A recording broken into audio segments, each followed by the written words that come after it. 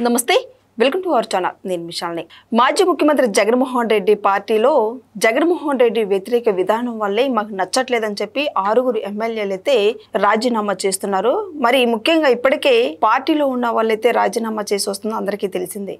అయితే ఇక నిజంగా పార్టీ పరిస్థితి ఏంది, ఇలాంటి అంశాలను చర్చించే స్టూడియోలో ఉన్నారు సీనియర్ జర్నలిస్ట్ దుర్గకుమార్ గారు ఉన్నారు. వారిని అడిగే విషయాలను తెలుసుకునే ప్రయత్నం చేద్దాం. నమస్కారం సార్.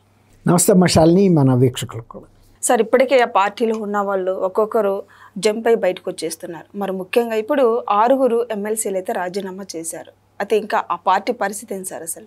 ఇప్పుడు జగన్మోహన్ రెడ్డి గారు ఓడిపోయిన తర్వాత చాలామంది ఆయన విధానాలు నచ్చక, ఆయన ఓడిపోయిన తర్వాత కూడా ఆయన వ్యవహరిస్తున్న తీరులో మార్పు రావట్లేదు కాబట్టి ఈ పార్టీకి మనుగడ ఉండదు, ఈ పార్టీ నుంచి ఎంత తొందరగా బయటికి వెళ్ళిపోతే అంత మంచిదనే ఉద్దేశంలో పదవులు ఉన్నాళ్ళు కూడా ఆరాట పడుతున్నారు. ఇలాగే ఇప్పుడు 6 ఎమ్మెల్సీలు నిజానికి వాళ్ళ పరిస్థితి కంఫర్టబుల్గానే ఉంది. కానీ జగన్మోహన్ రెడ్డి పార్టీలో కొనసాగటం వాళ్ళకి ఇష్టం లేదు. జగన్మోహన్ రెడ్డి వ్యవహరిస్తున్న తీరు ప్రజల్లో వ్యతిరేకత పెంచుతూ ఉంది. అటువంటి పార్టీలో కూడా మేము ఉండటానికి ఇష్టపట్టలేదని ఇప్పుడు జయమంగళ వెంకటరమణ, తర్వాత చిలకలూరుపేటలో మర్రి రాజశేఖర్ రెడ్డి, పోతుల సునీత ఇలాంటి వాళ్ళందరూ కూడా ఒక 6 రాజీనామా చేశారు. చేసి కూడా సంవత్సరం దాటిపోయింది. సంవత్సరం మీద ఒక 10 రోజులు కూడా అయిపోయింది దాదాపుగా. అది మండల్ చైర్మన్ మోషెస్ రాజు దగ్గర పెండింగ్లో ఉన్నాయి. నిజానికి వాళ్ళు రాజీనామా చేసిన తర్వాత స్వచ్ఛందంగా రాజీనామా చేశారా, లేకపోతే ఏమన్నా ప్రలోభాలకు లొంగి రాజీనామా చేశారా అనేది ఎప్పుడైనా సరే అసెంబ్లీలో అయితే స్పీకర్ గారు, లేదు కౌన్సిల్లో అయితే దాని చైర్మన్ ఎవరైతే ఉంటారో పిలుస్తారు.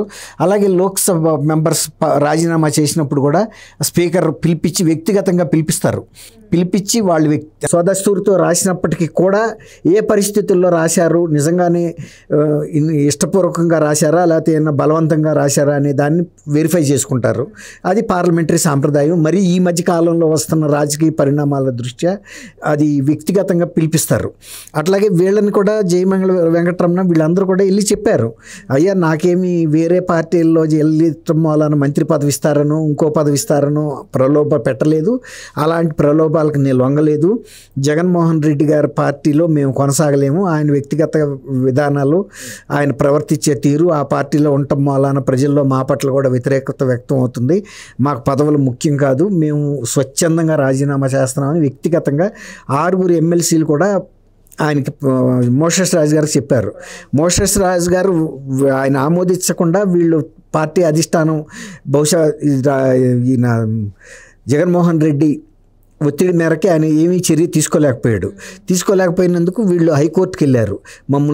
మేము పార్టీ నుంచి వెళ్ళిపోతామని స్వచ్ఛందంగా రాజీనామా చేసి చైర్మన్ గారిని కలిసి కూడా మేము చెప్పాము, అయినా కూడా మా ఆమోదించకుండా పక్కన పెడుతున్నారని చెప్పి హైకోర్టుకి ఇస్తే ఆ హైకోర్టు 4 వారాల లోపల దీని మీద చర్య తీసుకోవాలని చెప్పి ఆదేశాలు ఇచ్చింది. ఆ ఆదేశాల కాపీని తీసుకొచ్చి కూడా మోషెస్ రాజు గారికి ఇచ్చారు. మోషెస్ రాజు గారికి ఇవ్వటంతో పాటు మళ్ళీ ఇంకొకసారి అప్పీల్ చేశారు. మేము గతంలో ఏదైతే చెప్పామో దానికే మేము కట్టుబడి ఉన్నాము, మా మీద ఏ రాజకీయ పార్టీ ఏ రాజకీయ నాయకుడు ఒత్తిడి లేదు, మేము స్వచ్ఛందంగా ఆ పార్టీని వేడదలుచుకున్నాం కాబట్టి ఇప్పటికైనా మా రాజీనామాలు ఆమోదించండి, హైకోర్టు ఆదేశాలను మీరు గౌరవించండి అని విజ్ఞప్తి చేశారు. విజ్ఞప్తి చేయటంతో పాటు వాళ్ళు బహిరంగంగా కూడా ప్రజల ముందుకు వచ్చి వివిధ మాధ్యమాల ద్వారా కూడా అప్పీల్ చేశారు. ఇక దాంట్లో పెద్ద దాపరికం ఉంది. ఇప్పుడు ఈ పార్టీ నుంచి వెళ్ళిపోతా ఉన్న వాళ్ళని బంధించి పట్టుకోవటం వలన వాళ్ళ ఉద్దేశం ఏంటంటే కనీసం కౌన్సిల్లో అన్న మాకు మెజార్టీ ఉందని నిరూపించుకోవటానికి వైఎస్ఆర్సీపీ చేస్తున్న ప్రయత్నాలే కానీ ఈ బలవంతపు బ్రాహ్మణార్థంతో జరిగేది ఏమి ఉండదు. వాళ్ళు ఈ పార్టీకి ఏదైనా అవసరమైన ఓటు కూడా వాళ్ళు వేయరు. ఎట్టాగూ పార్టీ విడిచి వెళ్ళిపోదలుచుకున్న వ్యక్తులు ఓటింగ్ కూడా దూరంగా ఉంటారు ఒకవేళ కనుక డిస్క్వాలిఫై అవుతాం అన్న పరిస్థితుల్లో. కాబట్టి వాళ్ళ మోషెస్ రాజు కనుక ఈ 4 వారాల్లో కనుక చర్య తీసుకోకపోతే వీళ్ళు కోర్టు ధిక్కార నేరం కింద మళ్ళీ మోషెస్ అంటే చైర్మన్ మీద కూడా వీళ్ళు కోర్టుకు వెళ్ళొచ్చు. కోర్టుకు వెళ్తే కనుక మరి ఆయన కూడా కోర్టుకు హాజరవ్వాల్సి వస్తుంది. మేము ఇచ్చిన ఆదేశాలు చర్య తీసుకోమన్న తర్వాత కూడా మీరు ఎందుకు తీసుకోలేదని అడుగుతారు. ఒకవేళ కనుక రిజెక్ట్ చేస్తే కూడా రిజెక్ట్ చేయడానికి గల కారణాలు ఏంటి, మీ ముందు మా ముందు కూడా వాళ్ళు వ్యక్తిగతంగా హాజరై స్వచ్ఛందంగా రాజీనామా చేశామని వాళ్ళంతటి వాళ్ళు ప్రకటన చేసిన తర్వాత మీరు ఎందుకు ఆపుతున్నారు? ఇప్పుడు వాళ్ళకి ఆ స్వేచ్ఛ ఉంది కదా రాజీనామా చేసి బయటకు వెళ్ళిపోవటానికి. ఇదేమన్నా బందీలు దొడ్డా బలవంతంగా మేము తలుపు మూసేసి లోనే ఉండాలి మీరు ఇక బయటకు వెళ్ళటానికి వీల్లేదంటే వాళ్ళు ఒక రకంగా చట్ట సభల్లో చట్టాలు చేయాల్సిన వ్యక్తులకే ఆ స్వేచ్ఛ లేకుండా నిర్బంధంగా మీరు ఈ పార్టీలోనే ఉండాలి, ఈ కౌన్సిల్లో సభ్యులుగా కొనసాగాలని ఎవరిని బలవంతం చేసి ఉంచలేరు కదా. ఇప్పుడు ఒక గుర్రాన్ని మనం చెరువు వరకు తీసుకెళ్ళగలం నీటిని తాగేసిన ఎవరి వల్ల కాదు. అట్లాగే వాళ్ళు 6 అందులో అది పెద్దల సభ, కౌన్సిల్ అనేది పెద్దల సభ.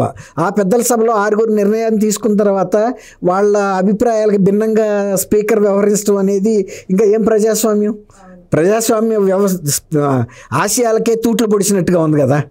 వాళ్ళకే ఆ స్వేచ్ఛ లేనప్పుడు నిర్బంధంగా ఇదన్నా కట్టు బానిసల వాళ్ళు అక్కడే సభ్యులుగా కొనసాగాలి, ఆ పార్టీలోనే కొనసాగాలంటానికి వాళ్ళు రీజన్స్ కూడా చెబుతున్నారు. మా పార్టీ అధ్యక్షుడు ప్రవర్తన తీరు నచ్చలేదు, సిద్ధాంతాలు మాకు నచ్చలేదు, మేము పార్టీకి రాజీనామా చేస్తున్నాం, కాబట్టి శాసన మండలి కూడా రాజీనామా చేస్తున్నాం అన్నప్పుడు ఆమోదించాల్సిందే. అంతేగాని లేదు ఇప్పుడు దాదాపు 1 year ఆపటం కూడా అది నిజంగా పార్లమెంటరీ సాంప్రదాయాలకి అది కొంచెం అవమానకరమైన అంశమే. వీళ్ళు హైకోర్టుకి వెళ్ళి కూడా ఆర్డర్ తెచ్చుకున్న తర్వాత ఇంకా నేను అనుకోవటం ఇది ఆపుతారని అయితే అనుకోను. ఎందుకంటే కంటెంప్ట్ ఆఫ్ కోర్టు కింద మోషస్ రాజు గారికి వెళ్ళి సమాధానం చెప్పుకోవాల్సిన పరిస్థితి వస్తుంది హైకోర్టుకి. అవసరమా? కాబట్టి ఐ థింక్ ఈ 1-2 weeksలో డెసిషన్ తీసేసుకుంటారు. తీసుకుని వాళ్ళు రిలీవ్ చేసేస్తారు. ఆ తర్వాత వాళ్ళు ఏదో కొంత అంటే వేరే పార్టీలోనూ లేకపోతే న్యూట్రల్గానూ ఉండదలుచుకున్నారు కొన్నాళ్ళు వాళ్ళు. ఎందుకంటే వాళ్ళు ఆయన రాజశేఖర్ అయితే చెబుతున్నాడు కదా, నేను చిలకలూరుపేటలో నేను చేసినంత చాకరీ ఎవరూ చేయలేదు పార్టీకి, ఇంత త్యాగం చేసినా నాకు గుర్తింపు లేనప్పుడు ఇట్లాంటి పార్టీల్లో మాకు కొనసాగటానికి నాకు కానీ నా అనుచరులు కూడా తొక్కేశారు రాజకీయంగాని. ఒక రకంగా అది అక్కడ విడుదల రజనీకి ఆయనకి జరుగుతున్న కోల్డ్ వార్ కూడా దీనికి చాలా వరకు కారణం. ఇప్పుడు విడుదల రజనీ కూడా ఆ పార్టీలో ఇమడలేని పరిస్థితి వచ్చిందని కూడా అంటున్నారు. బహుశా ఆమె కూడా రిజైన్ చేస్తుంది. ఇది ఎట్లా ఉందంటే శ్రీకాళహస్తి ఇప్పుడు పాము, ఏనుగు, సాలిపురుగు 3 చచ్చిపోయినాయి చూసారా. ఇప్పుడు ఆయన ప్రత్యర్థి అయిన రజనీ పరిస్థితి బాగాలేదు, ఆమె వెళ్ళిపోతుంది. ఈమెను ఇబ్బంది పెట్టినందుకు రాజశేఖర్ వెళ్ళిపోతున్నాడు, ఈమె పెట్టిన ఇబ్బందులు తట్టుకోలేక. అట్లా ఒకళ్ళకొకళ్ళు టైం అనేది ఎంత బలమైందో మనకు అర్థమవుతుంది రాజకీయాల్లో.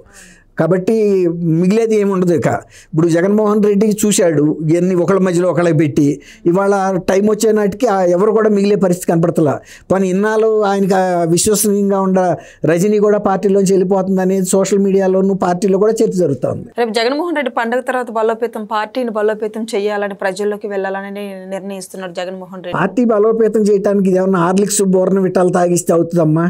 మన ప్రవర్తన బాగాలేదని కదా వాళ్ళే చెబుతున్నారు. పెద్దల సభలో 6 వ్యక్తులు చెబుతున్నారు. విడుదల రజనీ కూడా ఆమె కూడా వెసులుబాటుగా లేదు పార్టీలో ఇమ్మట్టం. విజయసాయి రెడ్డి లాంటి నమ్మకస్తుడే పార్టీలోంచి వెళ్ళిపోతే సెకండ్ అనుకున్న వ్యక్తి. కాబట్టి మామూలు వాళ్ళ పరిస్థితి ఏంటి? ఇప్పుడు గడ్డపారలు గాలి కొట్టుకుపోతుంటే దూదేగులు వచ్చి మా సంగతి ఏంటంటే ఏం చెబుతారు? కాబట్టి అసలు విజయసాయి రెడ్డి కూడా పరోక్షంగా ఒక మెసేజ్ కూడా ఇచ్చాడు. జగన్మోహన్ రెడ్డి దగ్గర కోటరీలో ఉన్న వ్యక్తులు తప్ప మిగిలిన వాళ్ళకి ఏమి ఇక్కడ భవిష్యత్తు ఉండదు, అసలు పార్టీ కూడా జగన్మోహన్ రెడ్డి పార్టీకే మనుగడ ఉండదు ఈ కోటరీ మూలనని. ఆయన కోటరీ నుంచి బయటికి రాడు, ఈ పార్టీ బాగుపడదు, అందుకే నేను బయటికి వెళ్ళిపోయానని ఇండైరెక్ట్గా పరోక్షంగా చెప్పాడు. ఆయన మిగిలిన వాళ్ళు కూడా మీ పనులు మీరు చూసుకోండి అని.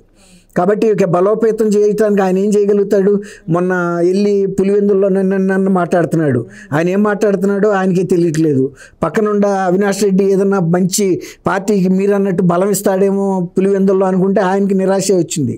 ఏదో ఒక స్పష్టత ఇవ్వలేకపోయాడు, ఒక బూస్ట్ ఇవ్వలేకపోయాడు క్యాడర్కి. కాబట్టి ఆయనలోనే ఆ కాన్ఫిడెన్స్ లోపించినప్పుడు ఇంకా మిగిలిన కార్యకర్తల పరిస్థితి ఏంటనేది, పార్టీ భవిష్యత్తు అనేది ఆశాజనకంగా ఉండదని మనం అనుకోవచ్చు. Thank you sir. Thank you అమ్మా శాలిని, మన వీక్షకులు.